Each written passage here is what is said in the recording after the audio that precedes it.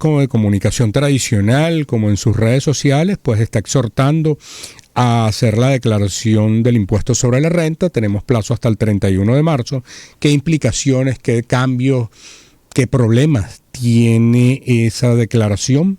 Y con respecto a lo que fue el ejercicio fiscal 2024, y la pregunta se la hacemos a Camilo London, especialista en materia tributaria, es coordinador del blog Gerencia y Tributos. Camilo, bienvenido, estás en 2 más 2. Hoy no me acompaña Ginette, atendiendo pues unos compromisos personales, pero te pregunto, ¿hay algún cambio, hubo algún cambio en materia impositiva? ¿Todo sigue estando igual? ¿Qué complicaciones tiene pues esta declaración del impuesto sobre la renta correspondiente al ejercicio fiscal del año pasado? Muchísimas gracias por la invitación a tu programa y un saludo a tu amplia audiencia que te escucha todos los días. Lo cierto es que la declaración del impuesto sobre la renta, que se sustenta en la ley de impuestos sobre la renta, cuya última reforma ocurrió en el año 2015, sería bajo la misma norma con la que se hizo el año pasado y desde el año 2015 en adelante. Bueno, de hecho, desde el año 2016, porque la reforma fue en diciembre de 2015, empezó a aplicar para el ejercicio que se iniciará bajo su vigencia. Así que se trata de una declaración donde cualquier persona natural que resida en el país con un enriquecimiento neto mayor a 1.000 unidades tributarias. Recordemos que la unidad tributaria no ha variado desde hace más de un año y sigue estando en 9 bolívares, por lo tanto implica que cualquier persona que tenga un enriquecimiento de más de 9.000 bolívares tiene la obligación de presentar declaración. No necesariamente está obligado a pagar, porque esto es la obligación de informar a la administración tributaria cuáles son sus enriquecimientos. Pero la determinación de impuesto va a depender de cuál es el importe de sus desgravámenes, cuál es el importe de sus... ¿Cuál fue el monto? Estamos hablando de ingresos anuales por 9.000 bolívares. Ingresos importantes, enriquecimiento neto. Enriquecimiento neto, importante. En el caso de una persona asalariada, los asalariados, su enriquecimiento neto es su salario. Ahí no se admiten costos, no se admiten deducciones. Lo que se admiten son desgravámenes. Pero es posible que tú tengas a una persona que desarrolle una actividad independiente. Puede prestar servicios independientes, servicios profesionales, o es un mecánico. Esa persona tiene que determinar cuál fue su utilidad fiscal, que es el enriquecimiento neto. O sea, ingresos brutos, menos costos, menos sus deducciones, que son los gastos. Si el resultado de esa ecuación o su salario, que ya de entrada es un enriquecimiento neto, es mayor a 9.000 bolívares, él está obligado a presentar la declaración de impuestos sobre la renta, donde deberá informar, mira, mi salario fue tanto, mi enriquecimiento neto fue tanto de mi actividad económica, si ese es el caso, luego aplicar desgravámenes, los desgravámenes que establece la ley y las rebajas de impuestos que pueda tener luego de determinar la base imponible. Si es así, entonces puede que esté obligado a pagar impuestos sobre la renta, pero no necesariamente. Si sus desgravámenes son mayores que sus enriquecimientos, entonces va a dar un valor de enriquecimiento menor a cero, por lo tanto no estaría obligado a pagar impuestos sobre la renta porque no habría impuestos sobre la renta que determinar. Tomando en cuenta, digamos, por ejemplo, las opciones que tiene una persona natural, cualquier ciudadano, en lo que es el desgravamen único, que en el pasado era como una comodidad, digamos, o el tema de las rebajas por cargas familiares, bien sean padres o hijos, representan una deducción importante, de acuerdo a lo que fue el valor de la unidad tributaria. Como se ha mantenido el valor establecido en la ley del desgravamen único de 774 unidades tributarias, y en el caso de las rebajas personal y por carga familiar, 10 unidades tributarias en cada caso, en términos reales, ese desgravamen y esas rebajas se han disminuido considerablemente si lo comparamos, por ejemplo, en euros o en dólares. ¿Bien? Ahora, ese valor sigue siendo, porque ha sido así desde hace largo tiempo, sigue siendo un valor ínfimo. Como desgravamen único estamos hablando de apenas 6.966 bolívares. Eso es prácticamente nada. Baja a una farmacia y un medicamento te podría estar costando más que esa cantidad. Entonces, la persona recuerda que tiene opción. El llamado de gravamen único quizás debería de llamarse gravamen opcional, porque realmente es un opcional. Tú puedes escoger o el de gravamen único, o si tienes los soportes de las facturas de medicamentos, las facturas de servicios médicos, el cuadro de la póliza de seguro, lo que has pagado por concepto de educación, tanto del propio contribuyente como de sus descendientes menores, todo esto también conforman desgravamen. Entonces tú puedes escoger o los que llamamos desgravámenes específicos, o si no, el desgravamen único. Hoy prácticamente nadie va por el desgravamen único, nadie opta por el desgravamen único, porque el monto es tan pequeño que, como te digo, cualquier factura de medicamentos, que son parte de los desgravámenes, los medicamentos que atiende que compra una persona para la atención de su salud, son reconocidos como desgravamen. Entonces este monto tiende a ser superior, muy superior al llamado desgravamen único. Recordemos que estamos conversando con Camilo London, especialista en materia tributaria, coordinador del blog Gerencia y Tributos, a propósito de las consideraciones en torno a la declaración del impuesto sobre la renta correspondiente al año pasado, pero que debe hacerse hasta el 31 de marzo. Camilo, en lo que tiene que ver con personas jurídicas, empresas, ¿hay algún cambio? ¿También sigue la misma pauta del plazo hasta el 31 de marzo? Para los que no sean sujetos pasivos especiales, bien sea personas naturales o personas jurídicas, los sujetos pasivos especiales tienen un calendario particular para cumplir con las obligaciones tributarias, entre ellas la de la declaración y pago del impuesto sobre la renta. Así que si una empresa no es sujeto pasivo especial, o una persona natural no es sujeto pasivo especial, tiene hasta el 31 de marzo para presentar su declaración y hacer el pago del impuesto. Ahora, si eres sujeto pasivo especial, debes consultar el calendario para los sujetos pasivos especiales que ha dictado el CENIAC, que lo dictó en el mes de diciembre, y en el cual establecen unas fechas en función al terminal del número del RIF. Dentro de esa terminología que usa el CENIAC, ¿qué es un sujeto pasivo especial, bien sea en una persona o en una empresa? Un sujeto pasivo especial es un contribuyente de alguno de los tributos que administra el CENIAC, que cumple con una serie de condiciones establecidas en una providencia administrativa y que el CENIAC, esto es lo más importante, lo ha notificado, es decir, le ha informado de manera formal a través de un acto administrativo que tiene la calificación de sujeto pasivo especial. Es decir, es una calificación que otorga el CENIAC a una persona, bien sea natural o bien sea jurídico.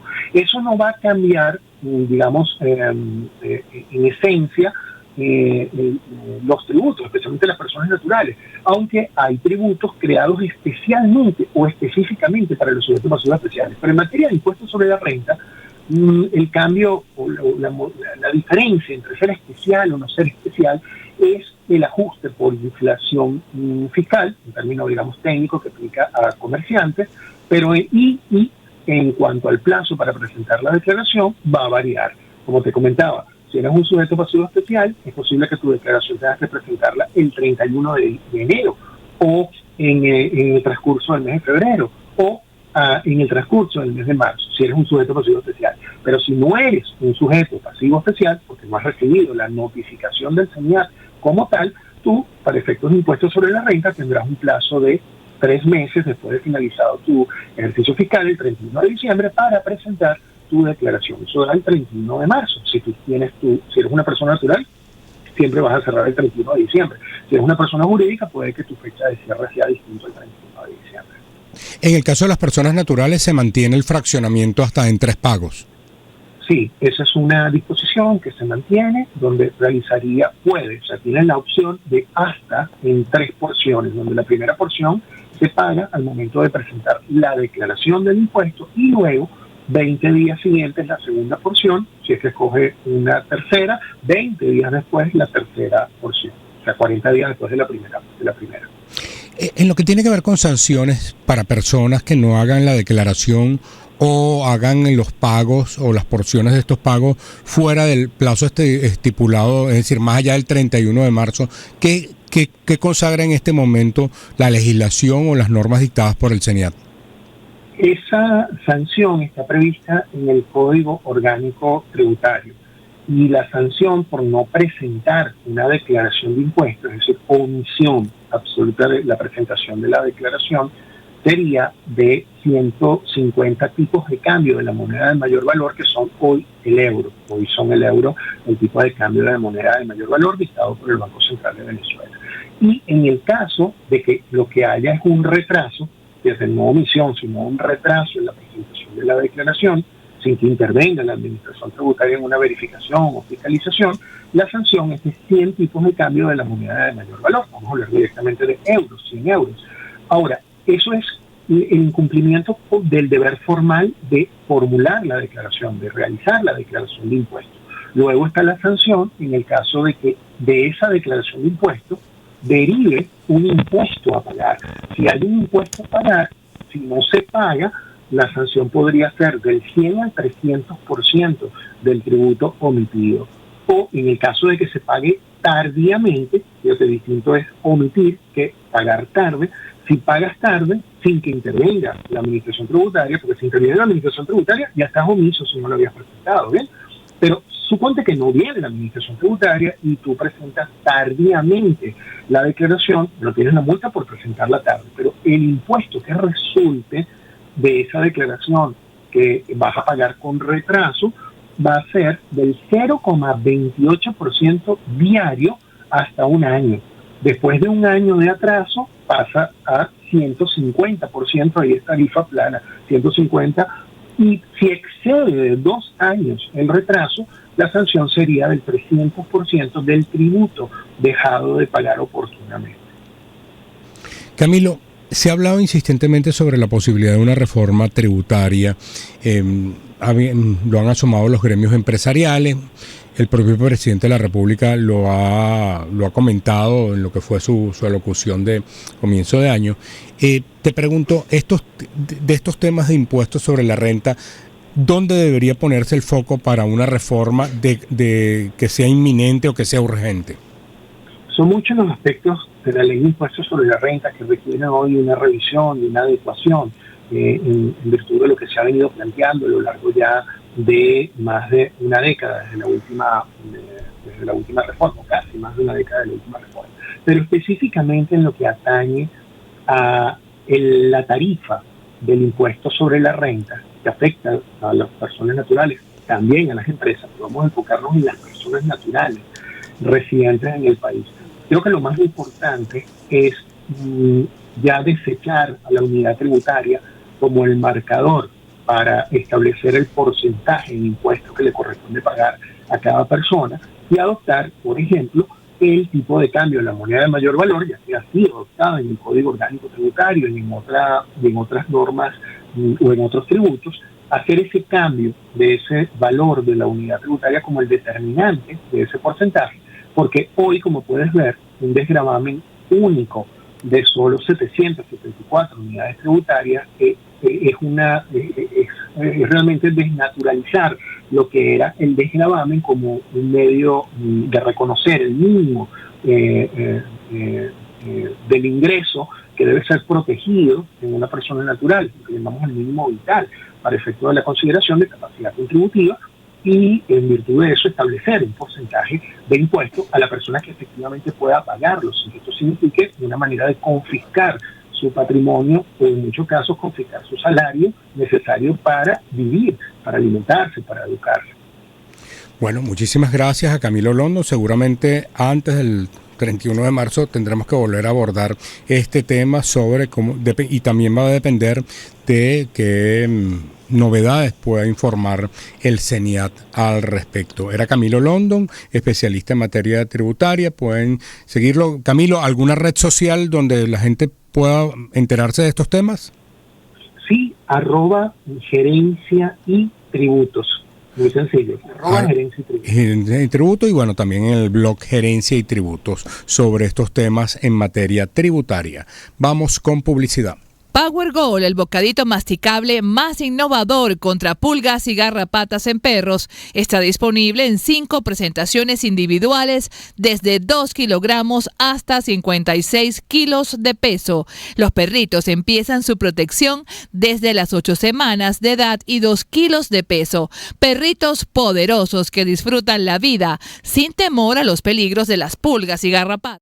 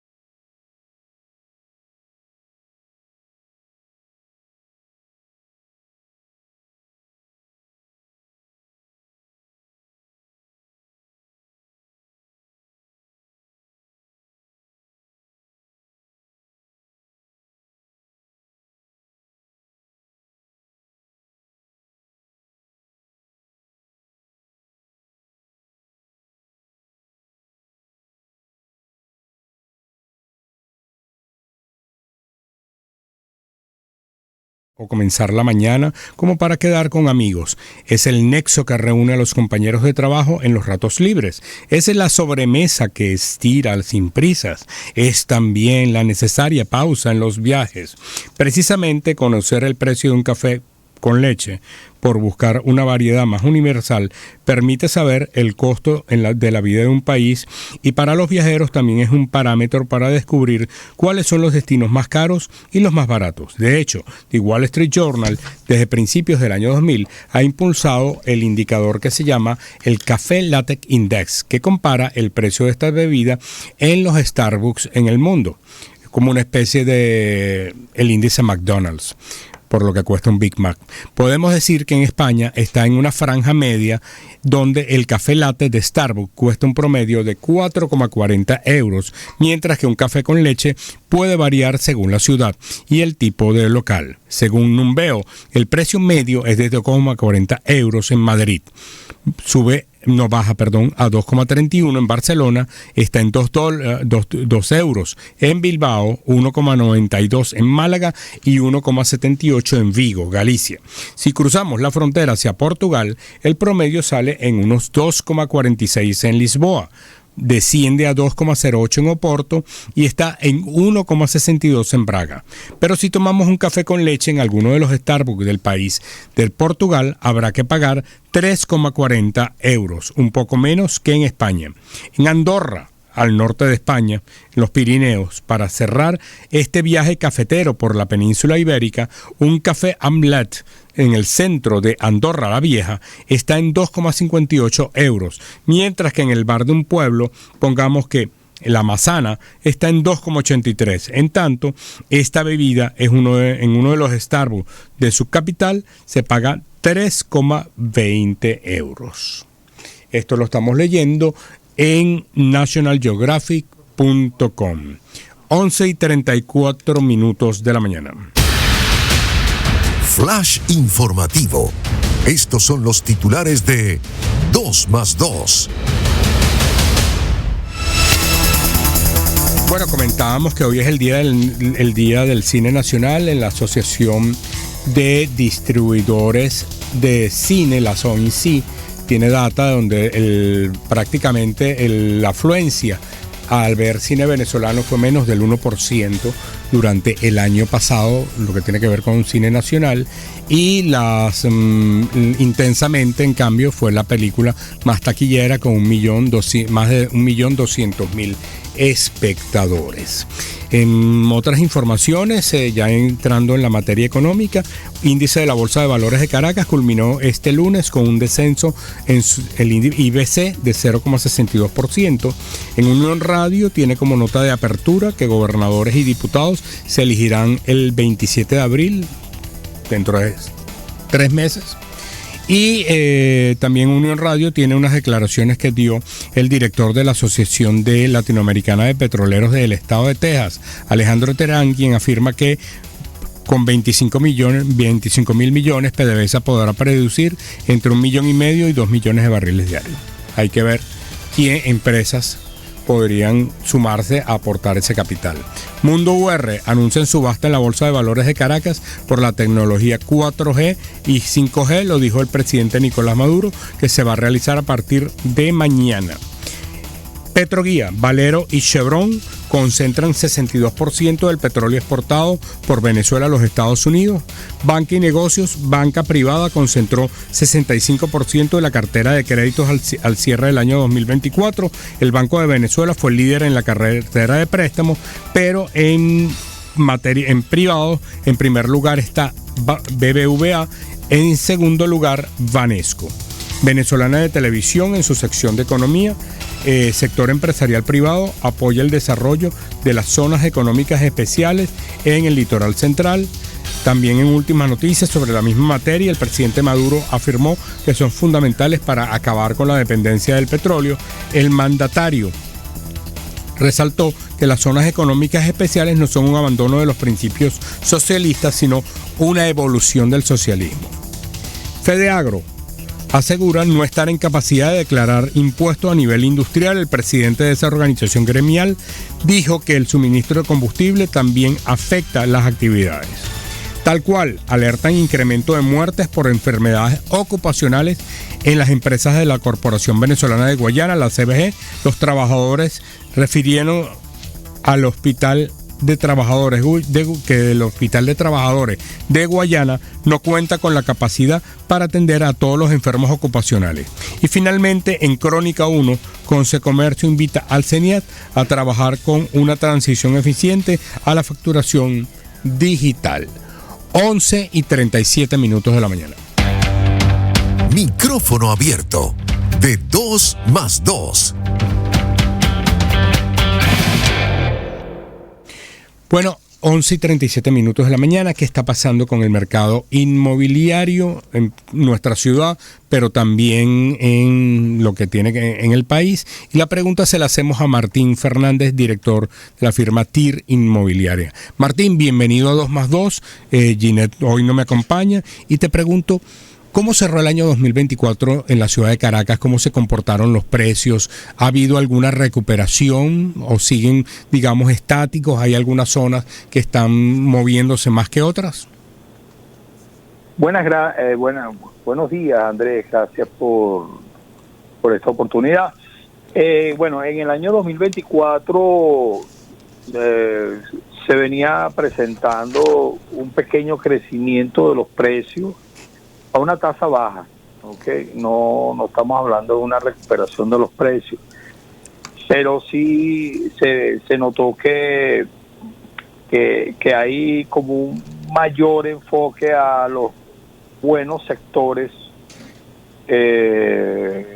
Campo Alegre, La Castellana, Altamira, Valle Arriba, etcétera. Sin embargo, los precios aún están muy por debajo de las expectativas de los propietarios. Por supuesto, pues si hemos tenido pues una economía recesiva de hace mucho tiempo, esto ha afectado todos los mercados, no solamente el mercado inmobiliario, sino ha sido un evento o una situación negativa para todos. Okay. Hay ciertos sectores que se mueven un poco mejor que otros, pero hay muchas dificultades desde el punto de vista de negociación propiamente, ¿no? Estamos en un mercado de compradores, lo que quiere decir que hay una sobreoferta, enorme sobreoferta, y los compradores, que son pocos, pues tienen ese poder de negociar, ¿no?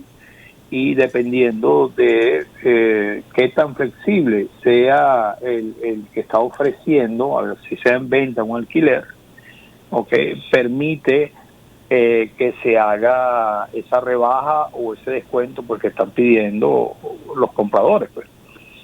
Esto también pues ha repercutido que bueno, pero también ha sucedido que los que están vendiendo están reconociendo esta situación de mercado y se han vuelto más flexibles en cuanto a sus precios de venta.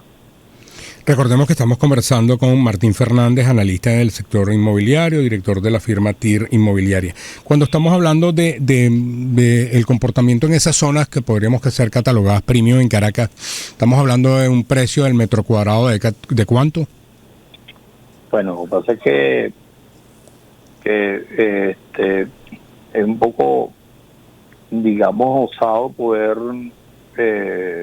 decir un precio promedio por sector, ¿no? Porque cada edificación tiene sus particularidades y cada, digamos, subsector dentro de esas urbanizaciones puede estar. Pero estamos hablando de que alrededor entre $1,500 y $2,000 el metro cuadrado.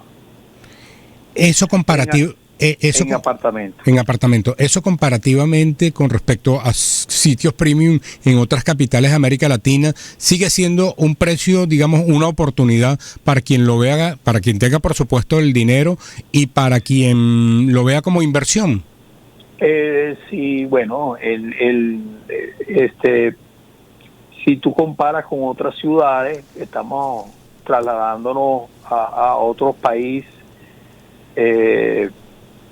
Si son las grandes ciudades en los Estados Unidos, o si es, por ejemplo, Madrid o Barcelona, o que son países con una mayor estabilidad económica, okay, una mayor calidad de los servicios, mejor sistema de transporte, bueno, hay empleo, toda una serie de circunstancias hacen que los precios inmobiliarios sean de una manera más razonable, y en comparación con Caracas,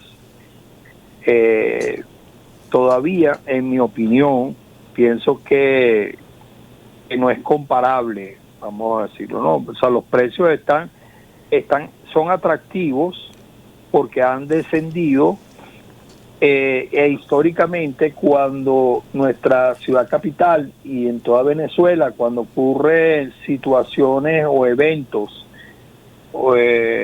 muy parecidos a lo que estamos experimentando, y que si nosotros vemos nuestra historia desde el segundo gobierno de Carlos Andrés Pérez, que hemos tenido eventos como el Caracazo, el paro petrolero, bueno, y toda una serie de conflictos políticos y sociales que producen pues un estancamiento de los precios, hasta un retroceso de los precios, ¿okay? Pero después en el tiempo se van recuperando los precios al arranque, ¿no? A lo que teníamos inicialmente. Caracas es una ciudad que tiene problemas con el sistema de transporte, tiene problemas con la electricidad, tiene problemas con el agua, ¿okay? Tiene problemas en los equipamientos urbanos. Todos sabemos que Dios nos cuide, pues, tener que ir a un hospital, a un dispensario, para tratarnos con una enfermedad o con una situación mucho más grave. La mayoría de las personas no tienen los ingresos suficientes para contratar un seguro de salud, ¿okay? Y entonces están a la buena de Dios para no sufrir este tipo de eventos. Entonces, bueno, toda esta situación, te digo que, digamos que estamos desmejorados con respecto a otras grandes ciudades del país. Y en cuanto a precios, pues realmente tenemos precios de oportunidad para invertir, siempre y cuando ese inversor tenga muy claro que la recuperación de los precios es a mediano o largo plazo, ¿no? Es Martín Fernández, analista del sector inmobiliario. Martín, en otras ciudades del país, diga, ¿cómo se está comportando? ¿Cuáles tienen zonas donde hayan habido repunte en los precios del año pasado? No, bueno, en realidad mis estudios están enfocados en Caracas, en la metropolitana de Caracas, pero en Caracas es donde se maneja el 80% del negocio inmobiliario a nivel nacional, ¿okay? Y en otras hay ciudades del interior que eran muy importantes, que son muy importantes, como Maracaibo, Valencia, Maracaibo, Puerto La Cruz, Por la Mar, Pampatar, Puerto Ordaz, que en realidad pues adolecen todas estas crisis de los servicios mucho más fuertes que aquí en Caracas. Eso repercute también en el mercado, en todas las actividades económicas de todas estas ciudades, y han tenido pues un retroceso mayor en los precios. Siempre se mueve porque estamos en un gremio, yo lo puedo decir como parte de la Junta Directiva de la Cámara Inmobiliaria Metropolitana, y que también soy parte del Consejo Superior de la Cámara Inmobiliaria de Venezuela y asesoro a la Junta Directiva, ¿okay? El gremio, el que está afiliado, todos estos asesores inmobiliarios están comprometidos con el país, y están buscando moverse y hacer negocios, ¿no? Y llevando de la mano porque a la población venezolana, pues, para mejorar sus propiedades, ¿no? Y todos estamos ganados a eso, a esa recuperación del país, pues. Martín, mencionabas al inicio, cuando estabas haciendo como un panorama de lo que está ocurriendo, la sobreoferta. Esa sobreoferta la estamos viendo tanto en lo que es inmuebles residenciales como para oficinas. En inmuebles residenciales, en oficinas y en comercios. También, sí. Y también las propiedades industriales. En el caso de oficinas, se exacerba un poco por esto que ocurrió en las Mercedes. Con ese abandono de edificios, de inmuebles y con una cantidad de oficinas que están todas vacías. Sí, en las Mercedes ocurrió una situación que fue una renovación urbana inducida por un cambio de zonificación, ¿ok?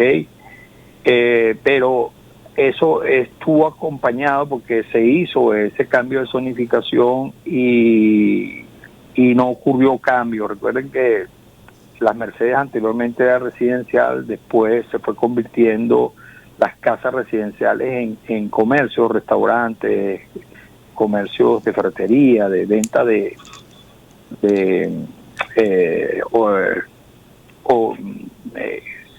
para el hogar, ¿no? Okay. Y entonces esto después hubo el cambio de zonificación. Sin embargo, a pesar de haber ocurrido el cambio de zonificación, no ocurrió ese boom de construcción. El boom de construcción ocurre cuando vivimos la experiencia del control de cambio, en donde también se generó una alta liquidez de moneda que no podía sacar, la franquicia no podía repatriar sus beneficios a las casas matrices, y el venezolano común tampoco lo podía hacer, ni los empresarios, etcétera, ¿no? Un poco para lidiar con el tema de la devaluación y esa situación. Y entonces esa liquidez, y además que teníamos un tema de inflación y teníamos también la banca que estaba prestando dinero, y esto pues facilitó lo que era la construcción. Luego también, como había mucha liquidez, recuerden que liquidez es demanda, entonces, y había poco stock de ofertas, esto motivó a que subieran los precios a niveles exagerados, ¿okay? Por encima de las grandes ciudades, por ejemplo en los Estados Unidos, en Manhattan. Bueno, y es que aquí vendían oficinas en $6,000 el metro cuadrado, hasta $7,000 el metro cuadrado. Eran precios ficticios, pero era la demanda, estaba pagando esos precios porque tenían que ese dinero excedente, esa liquidez excedente, no lo podían dejar en banco, porque las tasas de inflación estaban muy altas con respecto a las tasas de interés, entonces hay que invertirlo. Esto pues produjo pues una construcción, y este es el cambio de estructura urbana que ocurrió en las Mercedes, en donde hoy en día pues las oficinas están en el orden entre $2,500 y $3,000 el metro cuadrado, y no se venden, ¿no? Recuerden que también es importante destacar que las oficinas están destinadas a empleos, a empresas, a creación de empresas, creación de empleos. Si no se crean empresas y no se crean empleos, entonces no hay quienes ocupen los espacios de oficinas, bien sea en compra o en alquiler. Entonces por eso es que tenemos mucho stock de oficinas. En el caso de locales comerciales, hay que recordar que los locales comerciales son espacios donde habitan los fondos de comercio, y el fondo de comercio puede pagar el precio de un local comercial o el alquiler, bien sea en compra o en alquiler, siempre y cuando tenga ventas. Pero para tener ventas hace falta consumo de la población, y sabemos que el consumo de la población o el poder de compra de la población se ha disminuido de manera drástica. Eso explicaría, por ejemplo, la cantidad de locales vacíos que uno se consigue en los centros comerciales. Sí, aunque ha mejorado un poco, porque eso va a depender también de la estrategia que tenga la gerencia del centro comercial. Por ejemplo, en el Sambil, el centro comercial Tolón, el centro comercial el Recreo. En cambio hay unos Recreo, que están lo que es el San Ignacio y el Paseo Las Mercedes, creo que es más el metro cuadrado o los locales vacíos que los que están ocupados. Sí, correcto, pero eso también tiene que ver, con una expectativa, digamos, con el manejo del centro comercial, porque por ejemplo en los centros comerciales del Tolón, Paseo Latillo, que están manejados por el Fondo de Valores Inmobiliarios, tienen una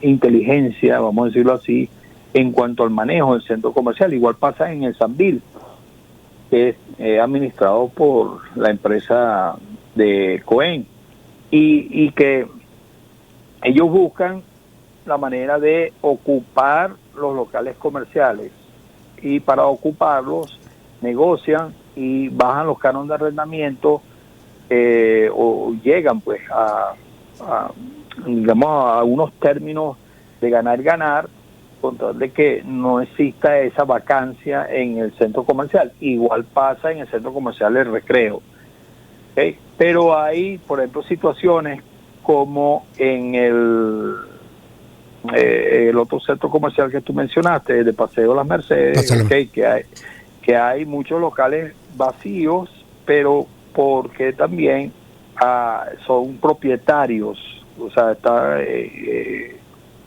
en condominio. Entonces, claro, es difícil gestionar o administrar un centro comercial cuando el gerente tiene que llegar a acuerdos con distintos propietarios, ¿no?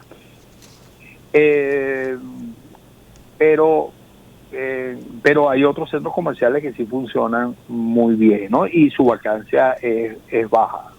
Un última pregunta que te hago, Martín. Digamos, dentro de los distintos encuentros que han tenido los gremios empresariales con autoridades, ¿ha habido alguna respuesta que permita vislumbrar que se vaya a abordar alguna modificación legal de la cual han insistido muchísimo todas las organizaciones gremiales del sector inmobiliario, en lo que tiene que ver con la ley del deudor inmobiliario, en lo que tiene que ver con la posibilidad de fijar los precios en dólares, pero ya de manera legal? Bueno,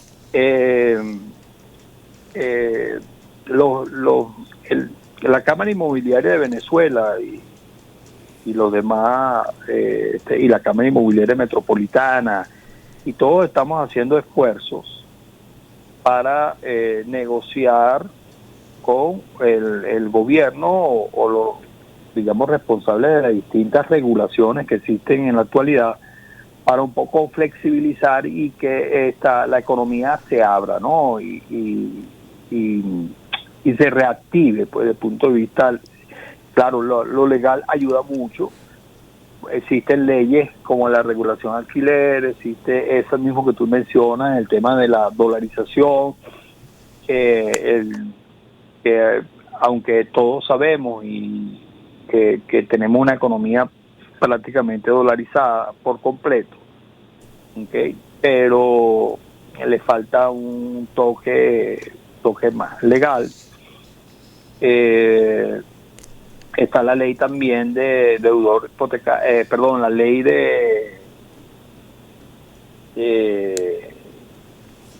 hay una ley que afecta mucho a los constructores, y entonces la ley de financiamiento, o sea, no claro, toda una serie de restricciones que no permiten a los constructores hacer su trabajo de una manera flexible y para motorizar lo que es la economía, pues. Claro. Bueno, Martín, muchísimas gracias por darnos ese panorama de lo que está ocurriendo con el mercado inmobiliario de Caracas, tanto en lo comercial como en lo empresarial, como en el residencial. Era Martín. Sí. Era Dime. No, muchísimas gracias, Martín, por haber compartido con nosotros aquí en 2+2. Era Martín Fernández, analista del sector inmobiliario y director de TIR Inmobiliaria. Y bueno, antes de irnos a corte, vamos a escuchar